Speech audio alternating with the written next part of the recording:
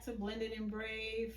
You see, today I'm by myself, but I have a surprise for you today. We have a special guest that we hear today, but she doesn't want to be seen on camera. So you're going to hear her voice, and she's going to answer some questions that I'm going to ask. And I thought it was important to get a young adult perspective when it comes to blending a family.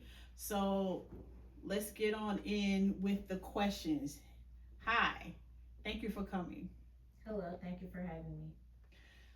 So, getting started, just letting you know the back history of Blended and Brave. We are discussing with our special guest today in regards to her feelings about being in a blended family from her perspective. So, the floor is yours. How do you want to get started? You want to just go ahead with the questions or? Yes. Okay, I understand. So, one of the questions I have that someone sent in, they wanted to know about, as far as with your parents, how has your family dynamics influenced how you date today? It influences how I date today because now when I see my parents and somebody, it like scares me off. Like I don't want that because I've seen how they are in a relationship and how their relationships are, and it just I don't want that. I don't want to go deal with that. I Okay. watched it growing up. I don't. Mm-mm. Okay. So, is there anything positive that you can take from what you saw with your parents? Well, it helped me see like red flags in people. Okay. Know Okay. what to stay away from. Okay. So, that's good. So, you see some red flags. Um, will you ask more questions with dating or Ask my parents questions. no, just questions in the person that you're dating? Yes. Okay. Um, so how would you say handling introducing a partner to your blended family because your family is blended now? So just say you're dating someone, how would you introduce that person into your family? What would you say how you would go about that? Um, Before I introduce them, I make sure they know like who everybody is before they even meet them. Like show pictures, tell stories, so you know how everybody's connected. So you don't confuse like, Okay. you think that's my dad and that's my mom, husband. And it's like, oh wait. So, how would you suggest to parents out here when they are dating and introducing their new friend or spouse or soon to be boyfriend? How would you suggest, coming from your perspective, how it would help introducing this person into the family? I think it should start small. Like first, I think y'all should be dating for like a while before you get to that point of introducing people to like your kids and stuff like that. But then I think you should start small, like going out somewhere or like a little meeting at a park, like, oh, this is my friend, da da da da da da da. Okay. See if it like your kids connect with them, and then let them know like, oh, I've been seeing this person. Okay. Maybe go from there. Okay. So, so make sure I hear you. Prior to introduce them somewhere public that they could get to know the new person that you're going to have them around.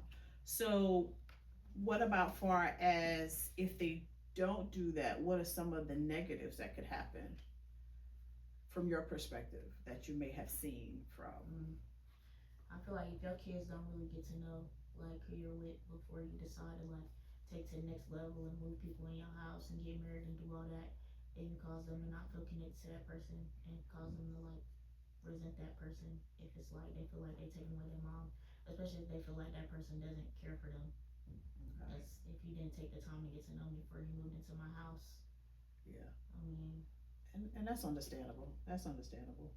Um, so you, now that you're at this age where you can date and bring somebody home, would you do the same thing with introducing that person into your family if you know you're going to be serious or some sort? yes. Okay. So, how do you feel about holidays? Do you feel that at times it was stressful or divided? Mm, when I was younger, I would feel bad. Why? Like, You feel bad? Okay. Well, that's fine.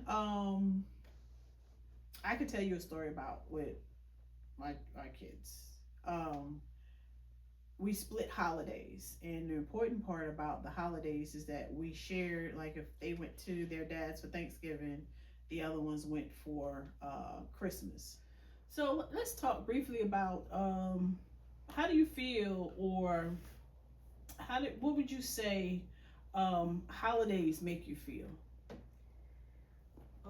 with family, holidays just really feel like a regular day since I primarily live with my mom. So that's really my family and my brother, and then yeah. So that's home, that's family to me.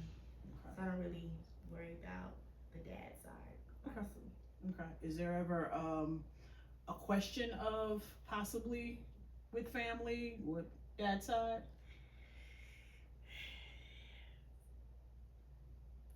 Um, no, not really, Okay. honestly. Okay. It's good. It's good. And so with that, let's go into the healing part. So what does healing look like at this stage in your life for you?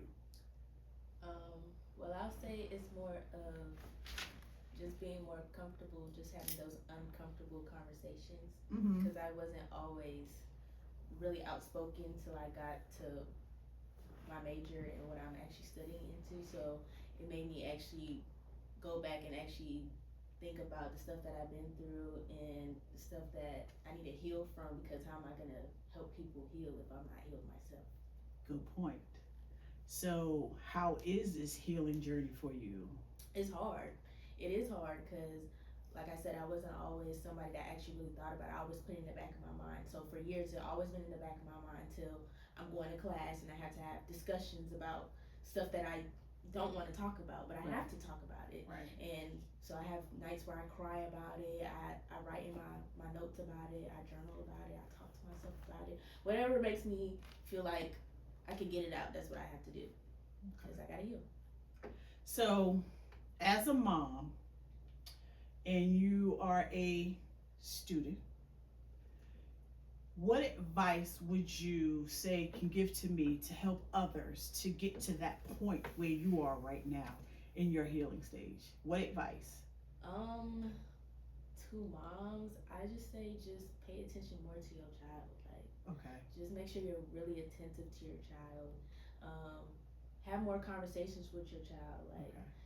ask them like, "Are you okay with this?" and stuff like that. Because you would just think that your child will be okay with something that you're would be okay with that they're not, and that Right. changes something. It Right. might not be some. It might be something small to you, but it's big to them because they're small at that point. So it's a bigger impact. Right. So I would say just be more attentive to your child, talk more to your children, just have those comfortable conversations so it could be normalized. So when stuff happens, it's a normal thing that they're able to express their feelings and it's not hidden away for years. Okay. And you, what advice would you give to moms or even to dads? Because you do have some dads who are raising children and blending families. What advice would you give? Mm, I would say definitely creating that environment where the conversations had isn't really a bashing thing Mhm. or a argumentative type thing. Mm-hmm. I feel like most conversations had with parents and kids is really a authoritative type conversation, or how they tell their children how they should feel or shouldn't feel Okay. in a way. So I feel like that plays a big part in how the child grows up and learns to communicate and express to where they feel the suppression. So Okay. I feel like definitely creating those environments at a young age to where you can talk and I'm not gonna overly judge you or overly get on you about, how you're feeling, but just giving you opportunity to grow. Awesome. Thank you. Well, it was another great episode of Blended and Brave, and I want to say thank you for my special guests that came in and took Troy's place for today. And just topic, parents, like I said, listen to your children, have those conversations. It may be uncomfortable, but it's worth the conversation and letting your child know that they do have a voice. For today, if you feel stretched thin, overwhelmed, maybe having that conversation with a child is important. Maybe they are acting out in class because they need your attention.